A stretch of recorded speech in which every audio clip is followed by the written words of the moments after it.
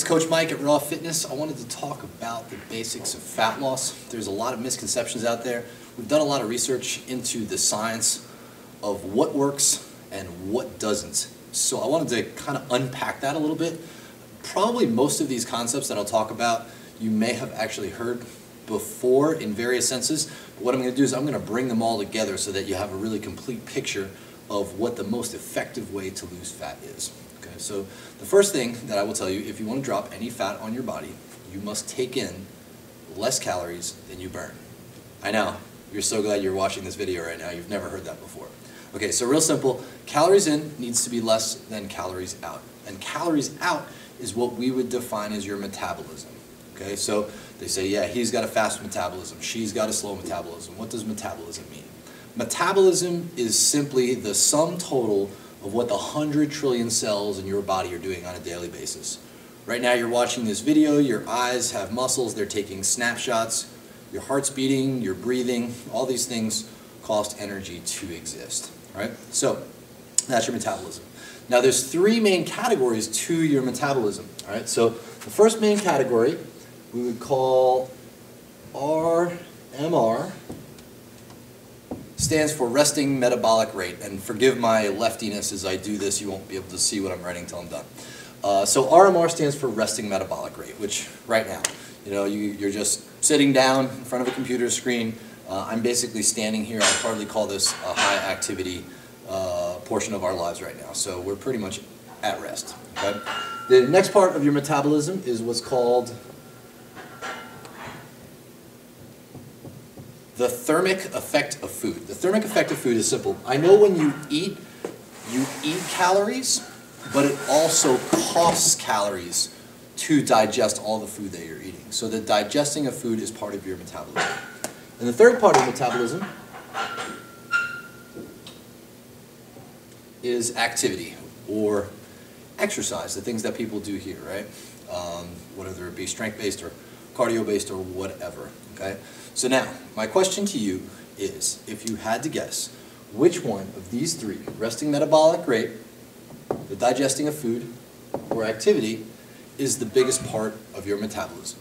Okay, so in your mind, make your guesses.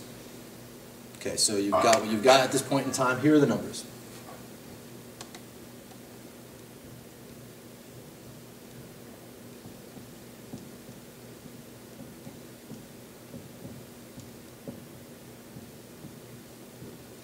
So 60 to 70% is resting metabolic rate. So if you guessed RMR, congratulations, you were correct. If you guessed the others too, here's the actual numbers, right? So if you're like most people who sit down with me and they tell me, hey, Mike, my goals are to drop a bunch of fat. And they say, I'd really like to string this process out over about 10 or 15 years and like have it really take a long time. No, right? Like you want results and you want them to come at as rapid a pace as possible within the rules of good behavior, right? So if I want to give you results as fast as possible, I want to manipulate the largest number that I can. So that would be resting metabolic rate. So any guesses at home on how I raise your resting metabolic rate? How do I get this number bigger? Okay? One of the best ways to do so is to simply build muscle. The more lean body mass on your body, the more fat it burns for energy, and the higher the resting metabolic rate. Okay? So, disclaimer, that does not mean that our goal here is to inject you with steroids and make you look like a bodybuilder, because that's not the goal of most of the people that come in here. It's hardly the goal of anybody who comes in here. But there's plenty of lean, dense, toned muscle that you can put on your body that will eat fat for energy. So our number one priority here at Raw Fitness is metabolic resistance training. You have to get stronger, right? Cool, so that's the first variable I want to talk about. The second variable I'm going to talk about is we do believe in heart rate-based training. Some people call it cardio, energy systems development, conditioning. It doesn't really matter what you call it. We are believers in some type of heart rate-based training. We just look at it a lot different than what most people do. So, if here's my little graph, and here's heart rate, here's beats per minute, and here is time, right? So what typically people do for cardio, depending on what the weather is like outside, is they either go outside and they go for a jog, or they get on an elliptical, or they get on a treadmill, and they get their heart rate up to a certain rate, they get going at a certain pace, they do 20 to 30 minutes, and then they call it quits. Okay, and that's fine. It's better than a sharp stick in the eye. It's better than sitting around on your couch eating Doritos, watching television, or playing video games. Agreed. However, that is what's called 100% aerobic exercise. Okay, and I want to talk about aerobic and anaerobic. Aerobic means that it is less intense, it uses oxygen as its main energy source, and can be sustained for long periods of time. So it would look like this. I get my heart rate up to a certain level, I get going at a certain speed, I go 20, 30 minutes, whatever, here's my heart rate, and then as soon as I'm done, that's it, I'm done, okay? Hopefully you've also heard the term anaerobic. Anaerobic just means it is more intense. You cannot use oxygen as your main energy source. You have to use a more intense energy source, and it cannot be sustained for long periods of time, okay? So you can't do it for a long period of time. It's like saying, what'd you do for the last 30 minutes for your cardio? Well, I just sprinted. 30 minutes straight, never took a break, just full-on sprint. It's impossible, right? Because it's anaerobic energy pathways that the body is using, so it can't be sustained for long periods of time. So what we do here at Raw Fitness is, particularly in our metabolic classes or at the end of our sessions, is we will use interval training. So say there's a certain heart rate, we'll call this your anaerobic threshold. This is where you can no longer use oxygen as your main energy source. So what we do here is slam a med ball, get your heart rate up, take a break. Push a sled, get your heart rate up, take a break. Slam the ropes, take a break. Repeat the process. And so say now we'll do that over the course of the 30 minutes. Now a few things happen here. Number one, the average heart rate over the course of the session is higher. So there is more calories burned. We already discussed calories in needs to be less than calories out. So that's a good thing. But the thing that most people don't realize is that the body treats this interval bout much differently than the aerobic cardio. And this is what I mean by that. The human being is an amazing organism. If you stress it, it adapts. So if right now I had you do 4 sets of push-ups, right there in wherever it is you're watching this, on the floor, 4 sets of push-ups to absolute muscle failure. Okay? Every single set, you could not have done a single one. How would you feel the next day or two, besides wanting to punch me in the face? You'd be sore, right? So you'd be sore. And the reason for that is because I stressed your body, it did something very difficult, and then it is adapting the next 24 to 48 hours. So you're rebuilding stronger muscle fibers, becoming more neurologically efficient, and that soreness is your body's way of telling you, hey, lay off. I'm rebuilding, I'm restoring, I'm repairing. I'm trying to make this so the next time you do those push-ups, they're not quite so difficult.